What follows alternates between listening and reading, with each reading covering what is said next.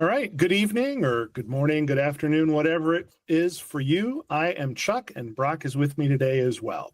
And you are tuned into Generous Theology with Herman Bavinck, using that old-fashioned terminology. You're tuned in, as if we're on a radio somewhere, but you're tuned into us on your computer.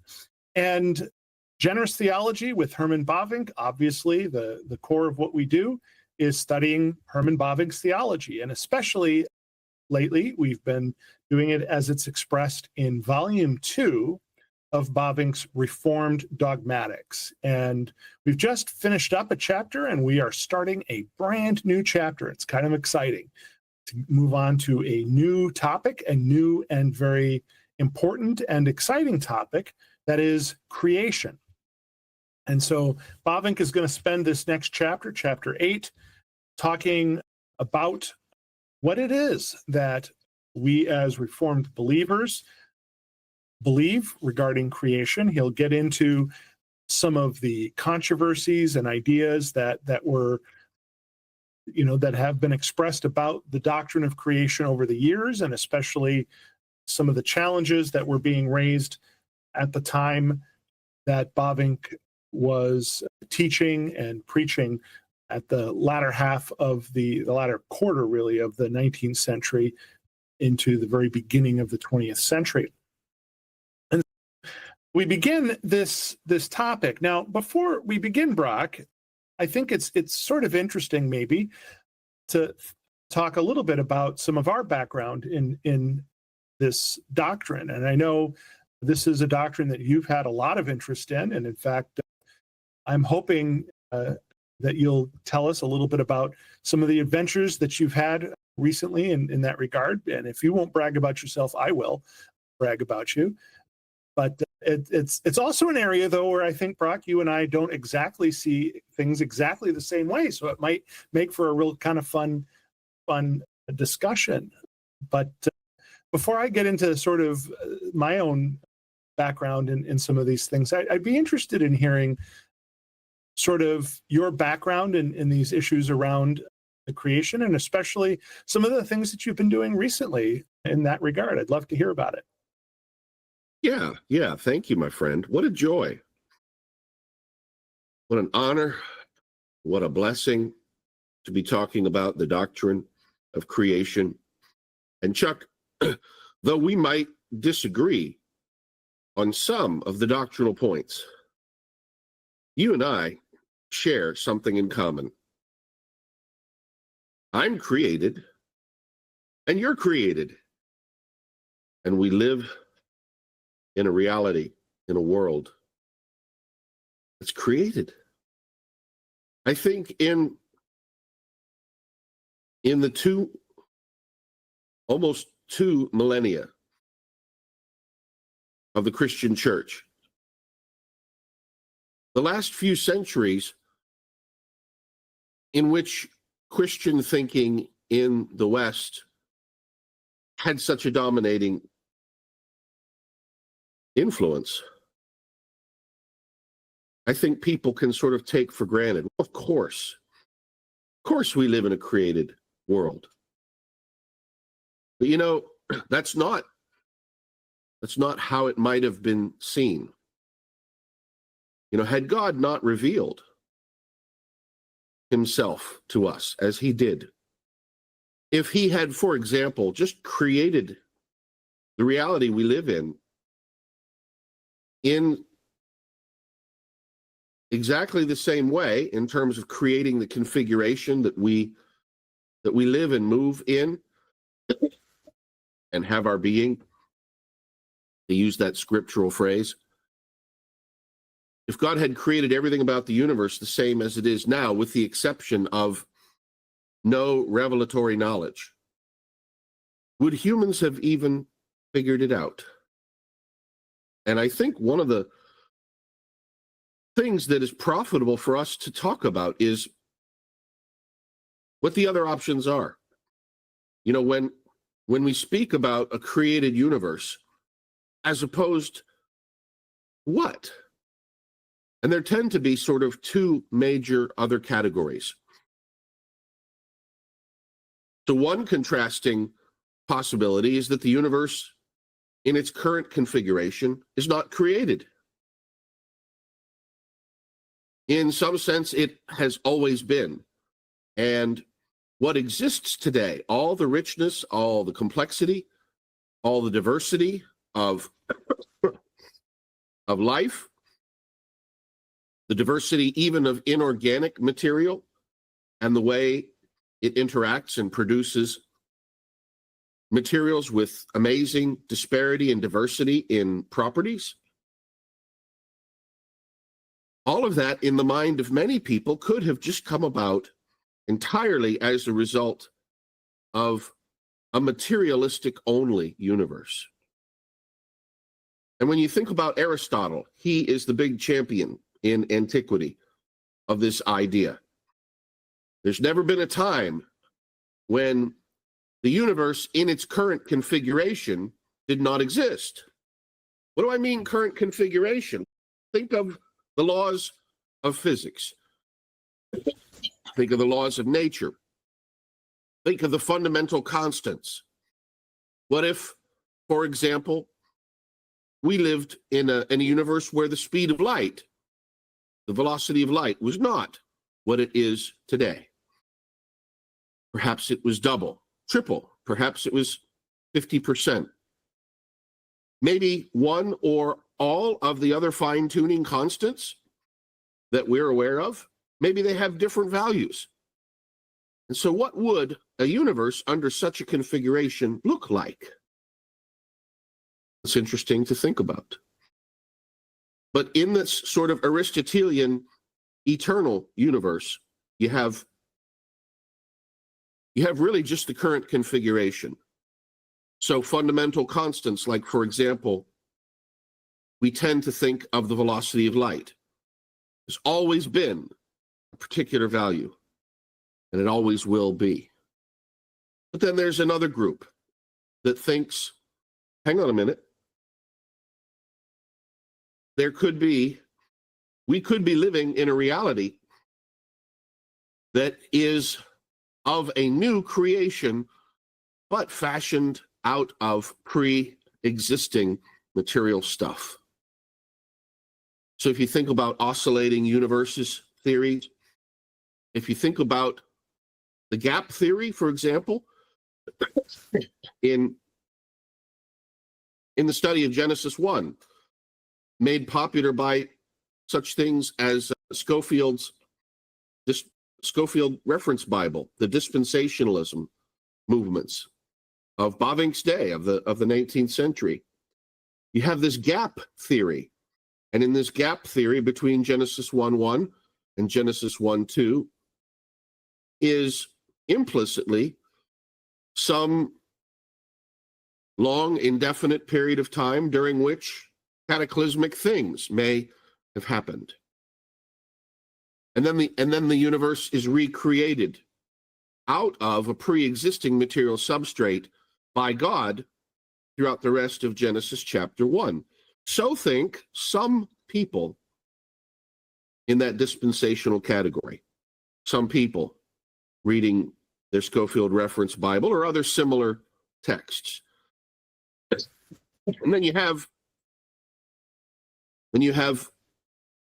the young earth creationist position, which is my own position.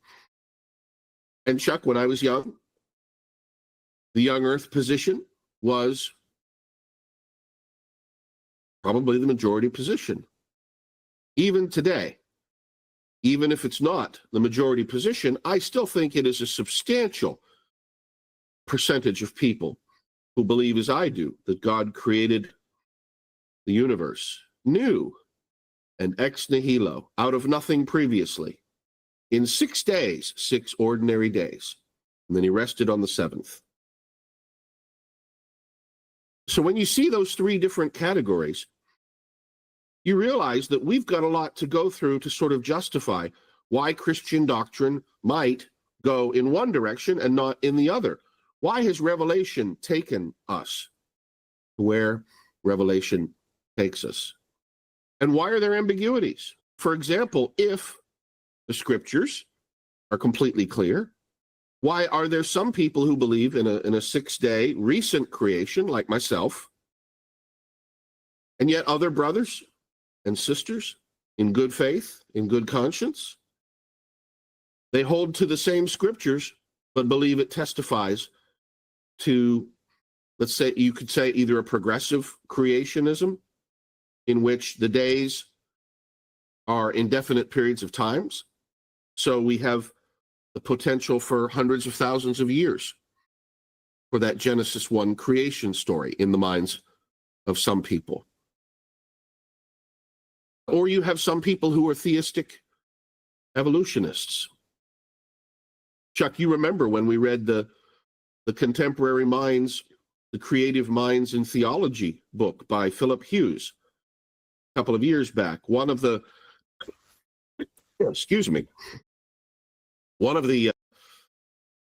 minds we looked at was Pierre Teilhard de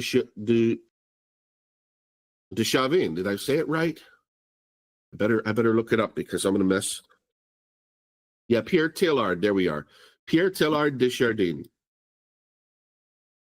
And his idea that God used evolutionary means to do what he's done, and that the biblical text either is highly allegoricized or spiritualized, or in the case of many theistic evolutionists, it's just not a factor. And so what an interesting place to be in. Now, Chuck, you asked about recent adventures, and I had the pleasure of giving a presentation recently on this topic, presenting with an old earth creation proponent, a progressive creationist, as it were, a gentleman who holds that God created the heavens and the earth as described in Genesis chapter 1, but over the 6 days, where the days represent ages, indeterminate, potentially long periods of time.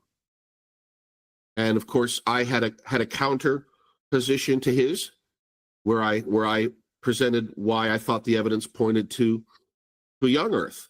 And we had a fabulous time. We had a great discussion. I'll put a link to that video in for this discussion here for folks who want to see that.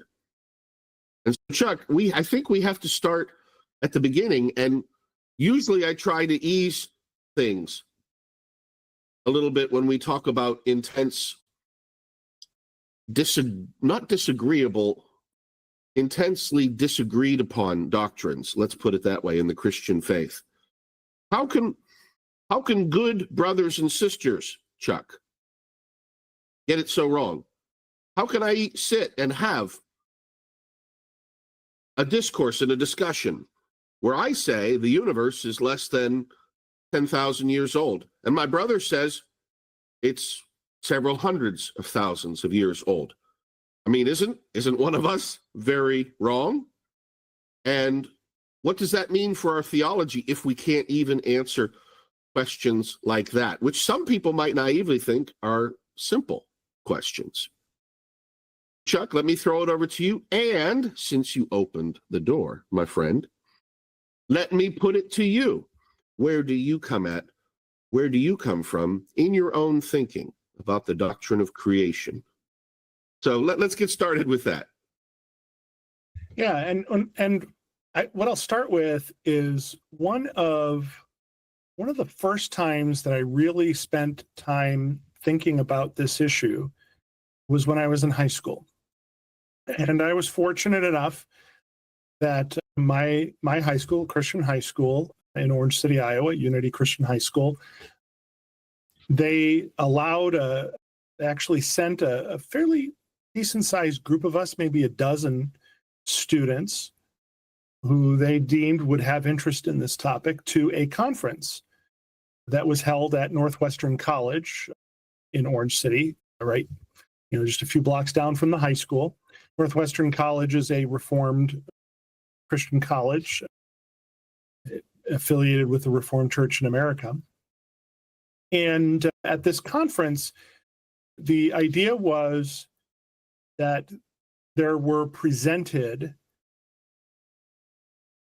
proponents of both a young earth, actually not just both, but a young earth creationist view, an old earth creationist view, and a view that really is theistic evolution.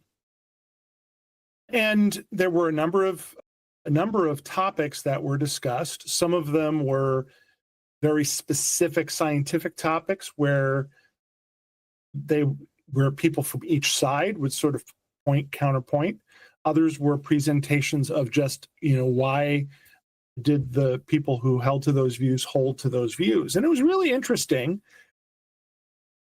I have to admit that prior to this, I did not have a real sense that this was a tremendously controversial issue. Now, I think part of that is I'm old enough that some of the battles that really began to be pitched over this issue had not yet started, at least not in the Dutch Reformed world that I grew up in. And we'll see from Bavinck, and we may also talk about the views of Reformed luminaries like Gresham Machen, that there wasn't necessarily only one view, as there are in some other churches where the young earth view is the only acceptable view. And given that, I just sort of assumed that most Christians were old earth creationists. Did not know that there were a lot of people in the modern day who held to a young earth view. I knew that it was a historic view because my parents had a Bible. They had become Christians not long before I was born, and they had a pretty hefty Bible collection that I think they collected during the time that, in my dad's case, that he was sort of struggling with his faith that was pretty new to him. My mom was converting from Roman Catholicism to Protestantism, to Reformed, to the Christian Reformed Church. And so in doing that, they're very academic people. And so they got a bunch of Bibles to read them in different versions. And I remember there was one particular version. It was the Berkeley version, which my understanding is actually a rather progressive version of the Bible. But the Berkeley version actually had at the top of the page dates. And it would say, these are the dates that these things occurred. Now, I think this was maybe a 19th century version, a late 19th century version. And so it took certain views of things. But it did say on Genesis 1, it said October 21, 4004 BC, which was the view of Bishop Ussher back in medieval ages. And of course, not all young earth creationists are in fact, probably very few today would be willing to say, oh yeah, I believe in Bishop Ussher's timeline. But I thought of that as more of an old relic. The other piece of that, I think, is that some of the issues that have come up that I know leads to some controversy between old and young earth creationists are some of the issues around the type of evolution that we see from hybridization and things like that, and whether that can actually lead to the much larger changes that are necessary to even go to sort of more of a theistic evolutionism. And in that regard, growing up in a very rural, farm-based location, hybridization is not a controversial thing to them, because every year farmers were growing new hybrids of corn and soybeans and other things. And so the fact that there is change in and of itself is not particularly controversial. What later became more controversial and what would get discussed is how much change could you see over time, and whether such major changes are possible. But based on that conference, I think at that time, I sort of consider myself a theistic evolutionist, that yes, God did it. God is the creator. God set the paths in motion for it all to happen, but it likely happened over a period of time and happened fairly similarly to the way that scientists describe evolutionism today, but not evolutionism, because that's a particular view that denies God as the creator. And whereas theistic evolutionism would say God is still the beginning of that. Since that time, I hesitate to say, I think there are a few things that I have come to question in the theistic evolutionistic way of thinking. How do you deal with a few important topics that I think are just too important to just sort of say, we just don't know. And that includes, the fact that we are descended from Adam and Eve, from very specific people.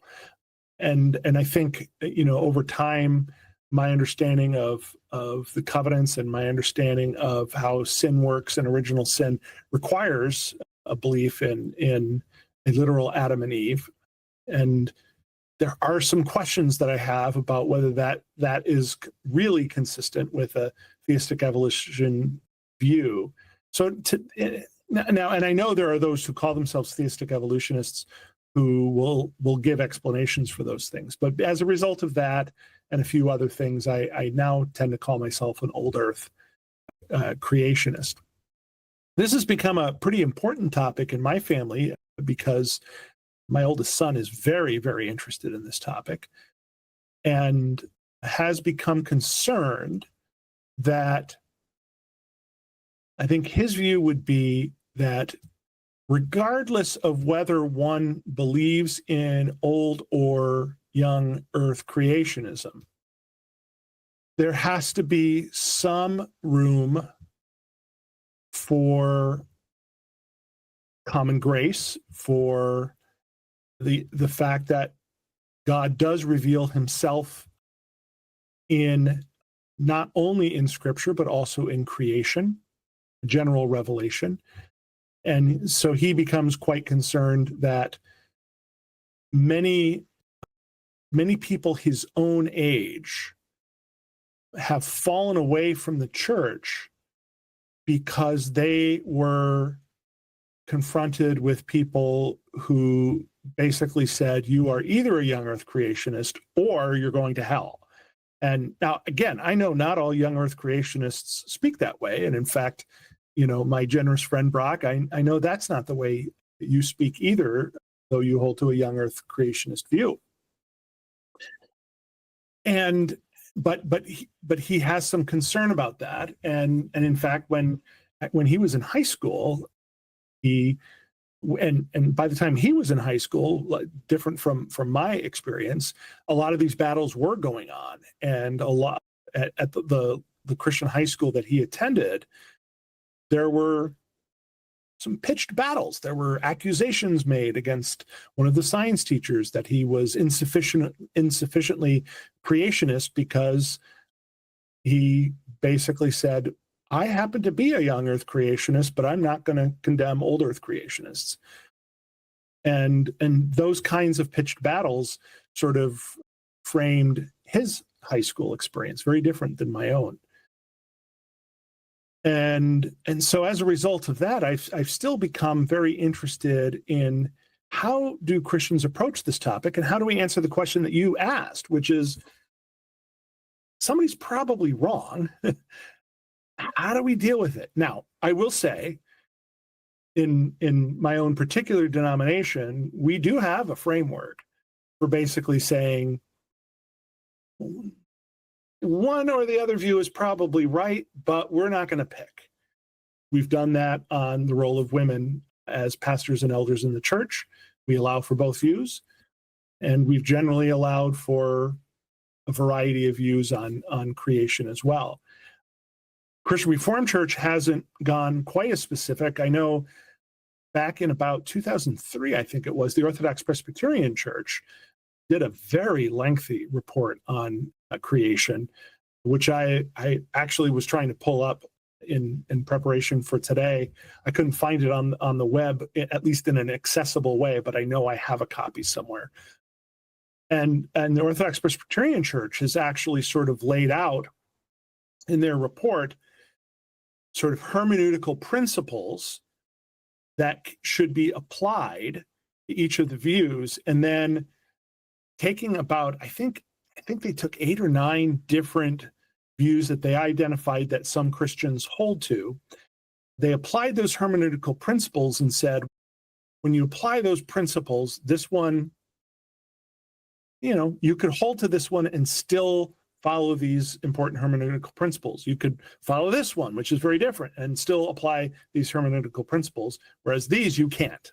And drew some lines and basically said, here are some of the ones that are outside the camp, and here are some of the ones that are inside the camp. Or maybe to use the model that you and I have used before, these are the ones that are inside the buoys, and these are the ones that are outside the buoys. And the OPC, they often get criticized for being, on the conservative end of the Reformed the Reformed spectrum, but they were pretty open about the fact that there's still a variety of views that are acceptable to be held. And the way they make that decision is not saying we're picking which one is right or we're picking which ones might be right, but rather by saying, here are the hermeneutical principles that one needs to follow. And when you follow those principles, is it possible to follow those principles and come to these particular conclusions? And if it is, then that view is deemed as being within the buoys. And if it is not, then it is outside of those buoys. So rather than sort of taking the arguments between the views, like, old Earth creationists say this, young Earth creationists say this, instead they take a view more of how do you, what are the hermeneutical principles that apply? What does it mean that God is the creator? What does it mean that he created ex nihilo? What do those things mean? And can you then apply those principles and reasonably come to this particular conclusion? Is it a reasonable conclusion rather than the correct conclusion? And I really appreciated that model, because I think what it does is basically says, look, we're going to provide for some level at which we can say, we don't know. God has not chosen specifically to reveal exactly how he did it. Now, I know there are some who disagree with that, but if we apply hermeneutical principles to those things that God has actually taught us, it does set some boundaries. And I really appreciated that way of doing things. And to me, if I'm being called on to determine whether someone is eligible to be an elder in my congregation, I don't care whether they're a young Earth or an old Earth creationist. But what I do care about is, do they believe that God is the creator, that he created ex nihilo, that there is a literal Adam and Eve, that sin, that Adam was our federal head, and as a result, we're bound by original sin, and Christ became our federal head in replacement for Adam through the covenant, and as a result of that, our sin is wiped away because of Christ's sacrifice as well as his perfect life on earth. I think that's the way that I prefer to approach it. Now, that doesn't mean that I don't enjoy watching those debates, and I'm looking forward to watching the debate that you had, Brock, because I think I'm going to guess, just from some of the conversations we've had off air about this and about your preparations for this, is I know the person you were debating with is very much a Christian and very much takes seriously that he's still trying to follow a Christian view. He just comes to a different conclusion and likes to debate about it. And so I'm really kind of looking forward to hearing that debate, because it still is a valuable opportunity to think about what is it that we believe and how do we apply those hermeneutical principles. And at times, I think sometimes, like I mentioned, I think my move from describing myself as a theistic evolutionist to just saying I'm an old earth creationist is a function of hearing some arguments that were being had among those, in sort of the internal debates among Christians on these issues that said, hey, but wait a minute, if you're really going to go all the way to this end, maybe it's still within the buoys, but how do you explain this and that point of doctrine? And that's why I sort of have, I don't know that I've necessarily modified my position more so than modified the terms that I use, because I think perhaps the terms I was using before were not entirely accurate. Yeah, but it is really an interesting topic, and one that, yeah, I mean, sometimes people really fight about them, but if we can debate, I think there's a difference between a debate and a fight, and debating them, I think, is great. I love the fact that you were a part of this debate. Now, I'm wondering, I don't know, and I know you're gonna put a link in the show notes, and I'm looking forward to that. But I wonder if you can share, are there potentially some ground rules, some things that you and your debate partner basically said, yeah, these are the things we do agree on. These are the things that we both agree are outside the buoys.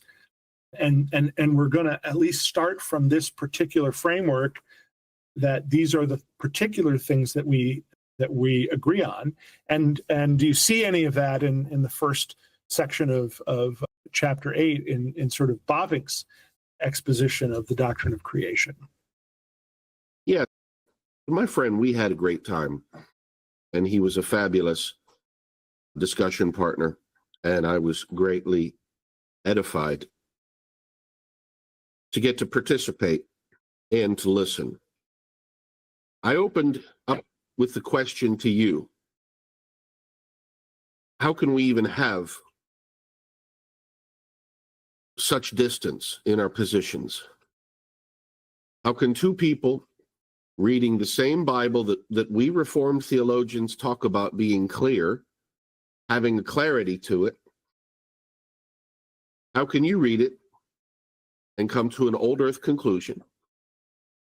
How can I read it with the same hermeneutics, the same doctrinal training, with 95% agreement on the other doctrinal bits from our theological training? And yet, how can we be so far apart on this?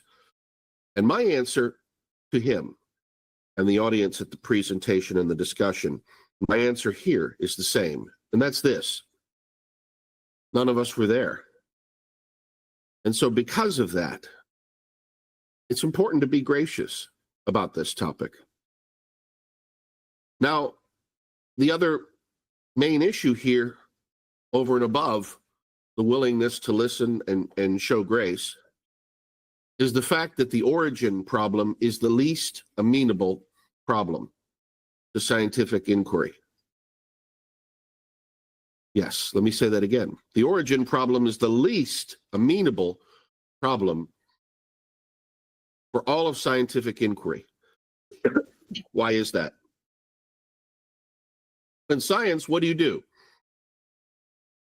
You take observations, and from those observations, in a clinical fashion, you develop ideas or hypotheses about what explains the observations that you have.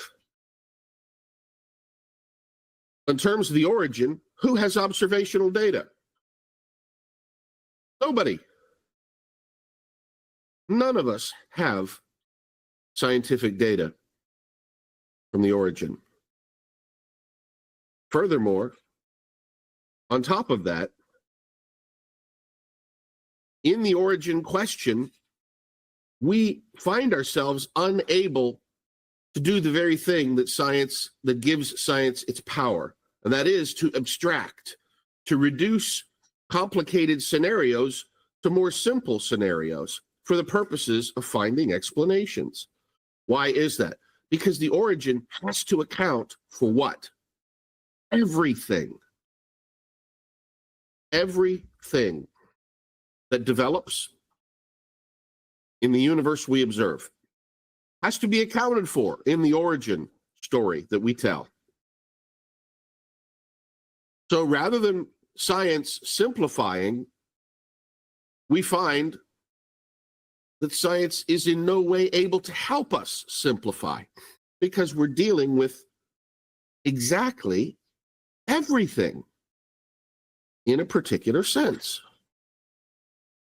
So, of course, why can't people in good faith find ourselves reading and going into different places?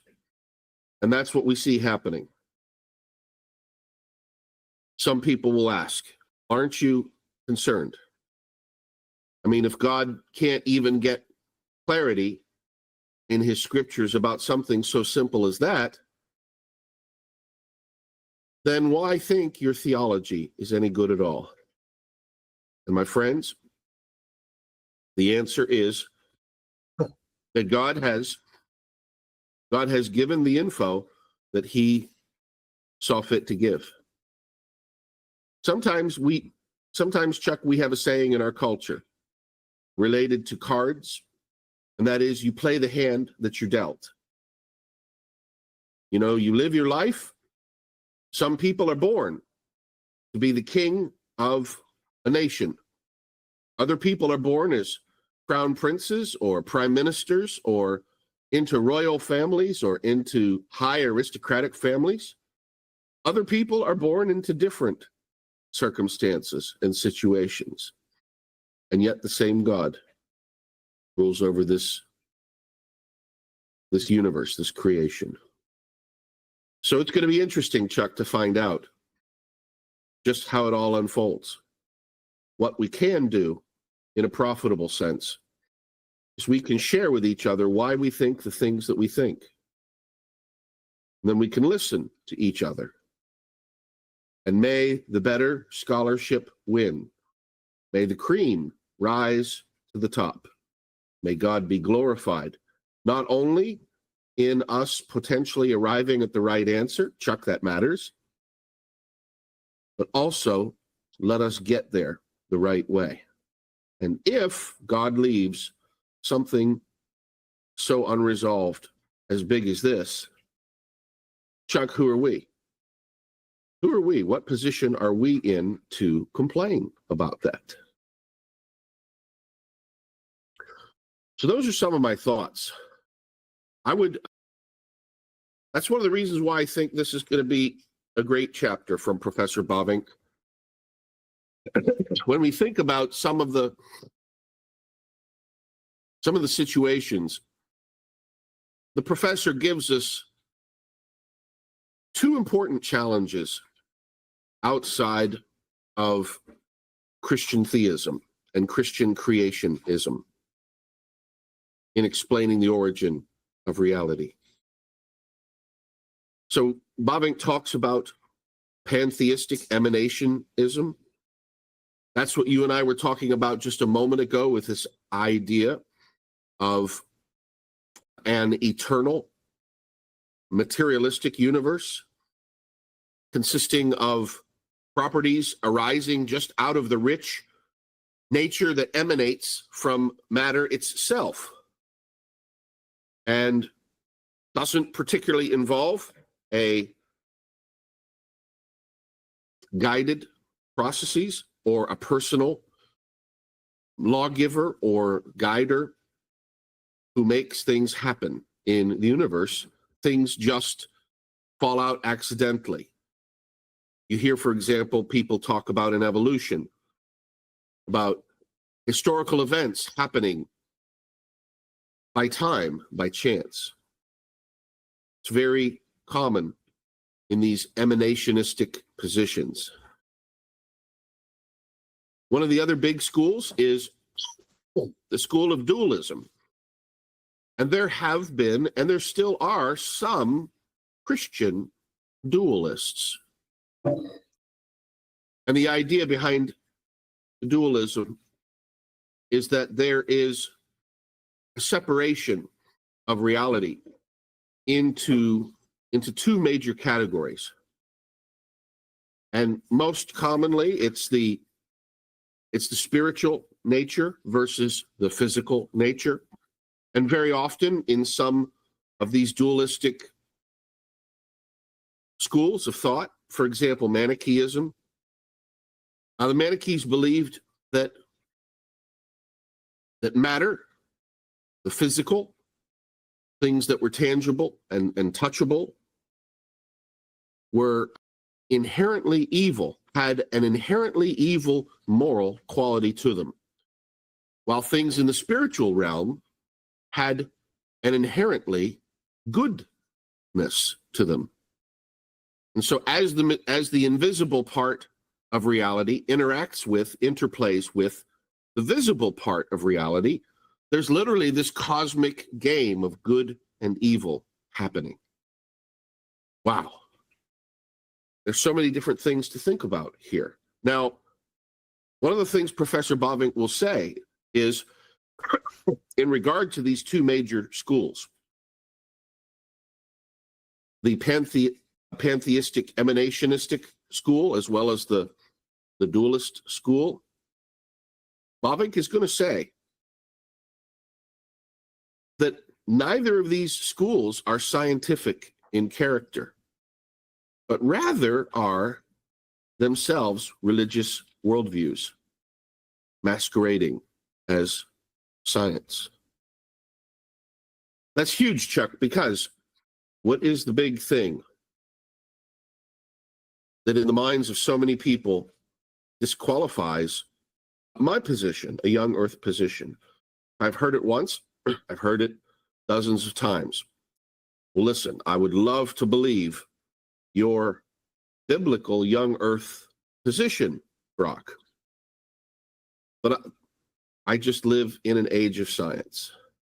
And in these scientific days that we live in, we know that such things have been scientifically refuted. And I think that's an overstated position. I don't think it has. But that's part of what we have to work through and talk about and interact with. And when you press, let me rephrase, when I press on dear friends who say those kinds of things, look, I'm just trying to follow the science. My own idea is, at the end of the day, my dear friends who think they're following the science, and I'm not trying to assign ignoble motives, my friend. I got to be careful with my language here, so forgive me if this doesn't come out entirely right. But my belief is that usually when I talk to somebody who thinks, science has disproved this view from the Bible, what I usually find is there are some religious expectations or commitments about the way reality ought to be that people will bring to the discussion. I can't envision a world in which so many scientists, people will say this to me, I can't imagine that we would have so many scientists in the world today who are sure, beyond a shadow of a doubt, that a young earth position has been refuted. Can't imagine the science would be that good, and you would still want to believe in a young earth position. Okay, my friend, I respect. My friend who says that, I respect you. I'm not looking to call out my science-minded friends. I think the challenges of science are real, significant, need to be talked through. Having said that, after 40 years of Bible reading, I'm not worried. I don't believe there's a contradiction in my own investigations. And when we talk, I think some of these things will come out. And boy, those are going to be some interesting discussions. Meanwhile, I've got a brother who studied the scriptures for the same amount of time and he's concluded something different from me. What next? Do we take out our hammer and tongs and start beating on each other? Or do we pray to God and ask for his help? Chuck, this is going to be so much fun to go through this chapter with you. What are you thinking about as we start to frame how this chapter is going to lay out and the major issues? Yeah, and I think you were really wise to point to that quote. In fact, had you not quoted it, I would have, that neither pantheism nor materialism or dualism, which is really sort of the extension of materialism, is the result of exact science, but of philosophy, of a worldview, of systems of belief. And I think that's a very important part of this.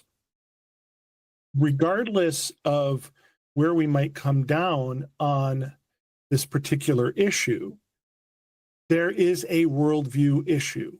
What is the root of our belief? What is it that is at the core of why we think a certain way on things?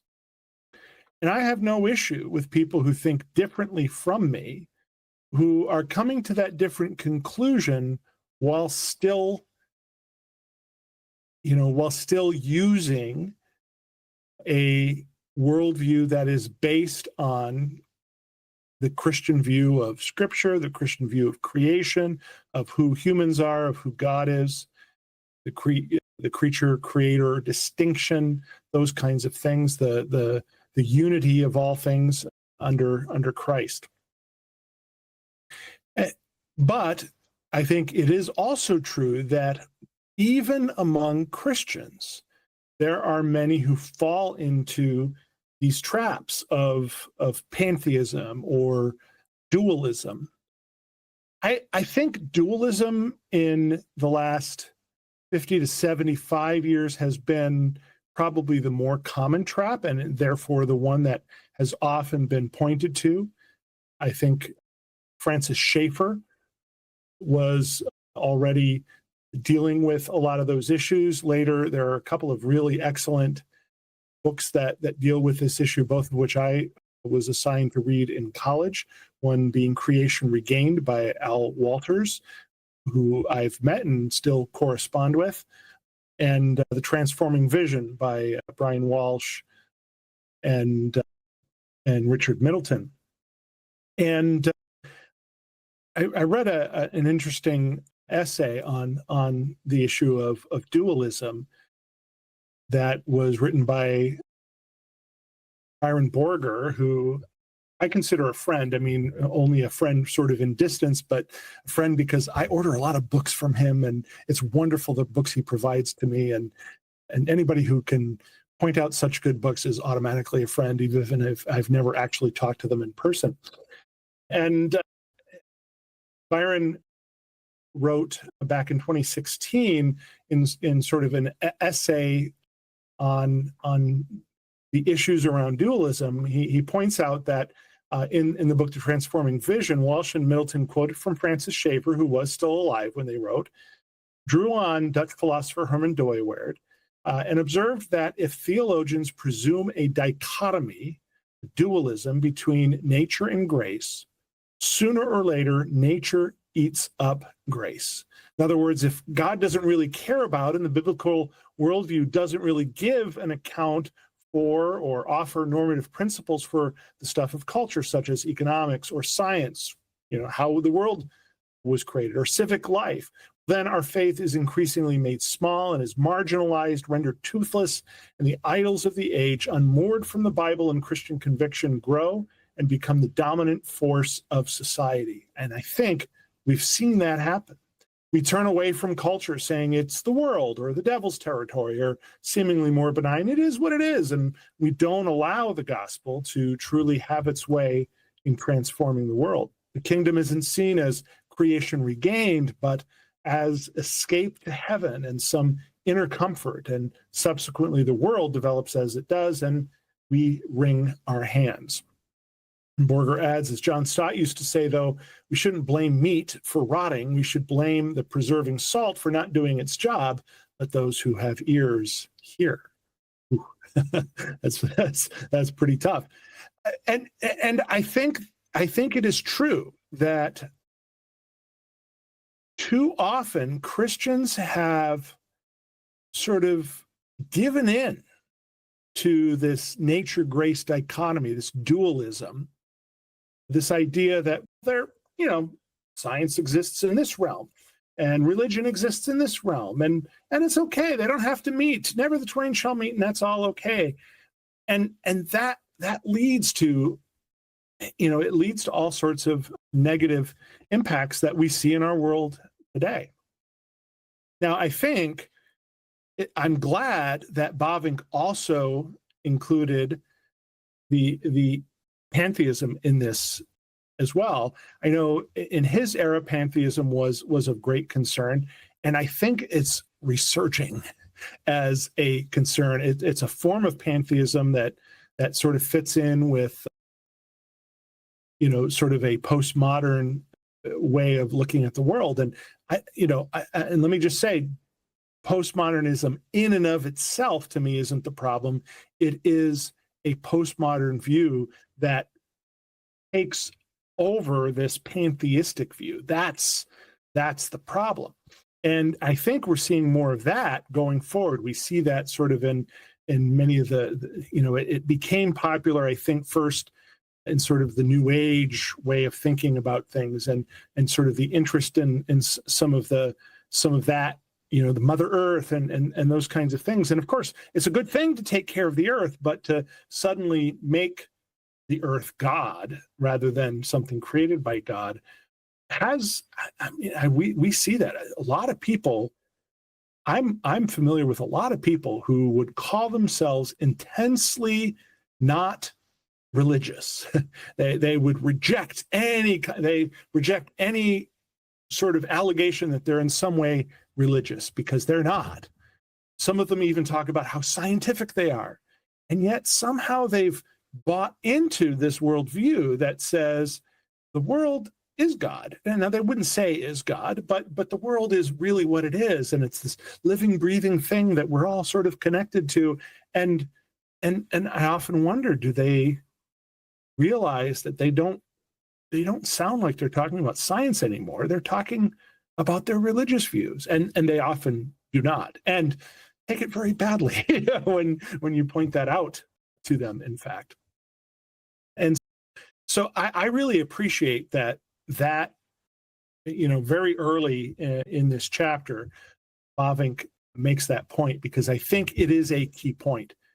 We may have some disagreements as Christians on where we end up on some of these issues, but as Christians, I don't think we can have a disagreement on basic worldview ideas, such as the fact that there is a distinction between the creator and the creation. We can't have a disagreement on the fact that all of life, it belongs to God. There aren't these separate realms, the realm of nature and the realm of grace, or the realm of religion, where and never the twain shall meet. Those views are not within the buoys in my mind, and are the things that we ought to be arguing against. And yeah, it's useful and enjoyable to have sort of the internecine debates about some of these things, but even more important then becomes, and that's why I asked you about that idea, what are the things we do agree on? Because I think that is a really important piece to do. And I hope that as time goes on, as we have more of these kinds of debates, whether it's on creationism or whether it's on many other things that Christians don't always agree on, I hope that we make it a habit to start our debates by setting the stage of where we do agree, and setting the stage of where do we think that the boundaries are, because I think that helps to clarify.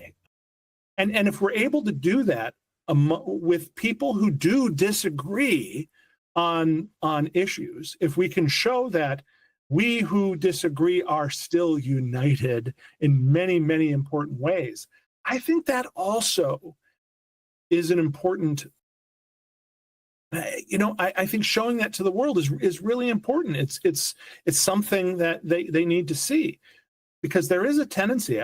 One of the other things that I'm seeing sort of in the world, in the non-Christian world, is a tendency to use the debates that we Christians sometimes have as a way of saying, look, they can't even agree on this, so what use are they, right?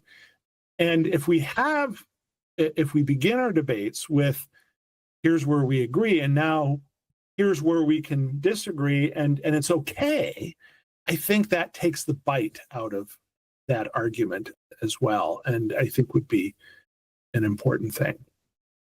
Any final comments, Brock, before we wrap it up tonight?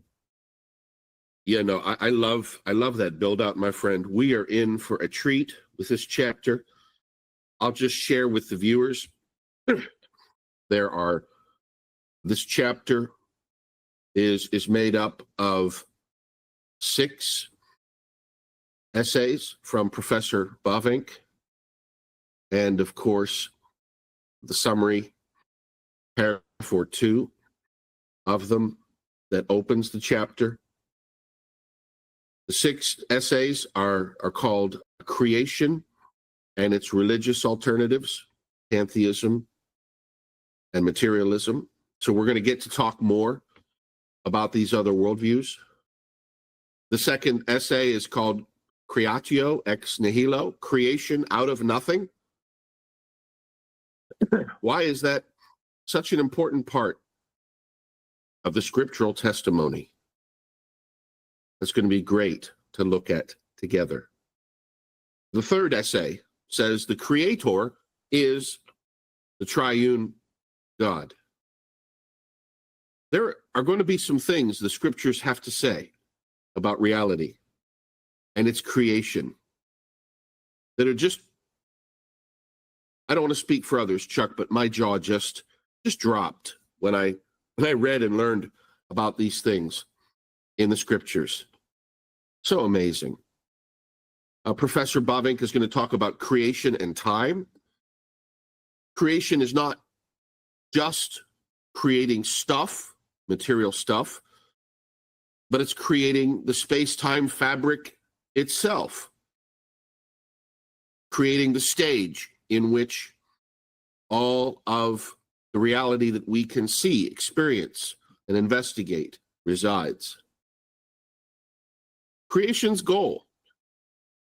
One of my biggest concerns with theistic evolutionary positions is this idea that I get such a strong goal-oriented theme from the scriptures that I just find it so difficult to relate to evolutionary ideas of time and chance, randomly bringing about causes. But it'll be worth talking about in that essay from Professor Bavinck. Then finally, in the last essay, he'll talk about a creation-based worldview, start to put it all together.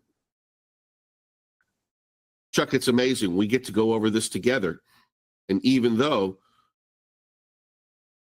there are positions that are so different that we hold, we still find that we can and do affirm the scriptural qualities that we've talked about so often in the creeds and the confessions. There's so much that we agree upon. There's so much that the Bible says that we do walk hand in hand with and affirm and declare publicly. That when we come across something like this, where the differences are so large, that it really illustrates important things about the task of theology that we're called to do. And I think that's worth investigating and talking about too. So Chuck, we've got some beautiful things to look forward to. And I'm excited, my friend, to get to take this journey with you. Would you give us your final thoughts and close us with a prayer? Yeah, and I'm just as excited. I think this is going to be wonderful chapter. We sometimes joke about this is my favorite chapter, and every single one is. But this really is. I think it's also not only, maybe it might be our favorite, or it might not be, but it is a really key chapter, and I think it is one that bears thinking about and reviewing and listening to what Bavinck has to say today, just as much as it was when he wrote it back in the late 19th century. Really good stuff.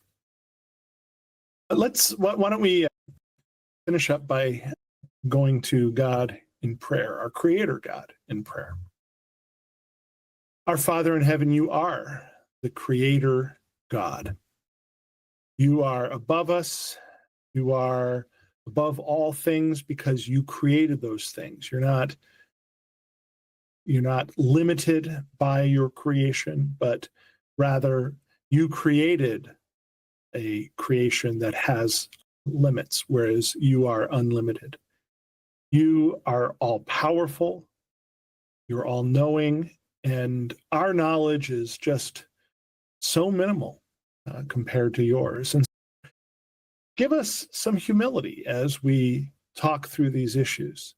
Help us to see that our ways are not your ways, and that our knowledge is not your knowledge by any means. And a level of humility as we think through these things, I think, is so important, because there is just so much that we still have to learn about you and about your creation and about your role in that creation. We look forward to thinking about this doctrine of creation and many of the different topics within that doctrine of creation. And one of the chapters is about how you are the triune God, and the Creator is the triune God. And we praise you for who you are in that regard. And I look forward to building out that idea as well, Father, Son, and Spirit. We pray this in the name of your precious Son, Jesus Christ. Amen.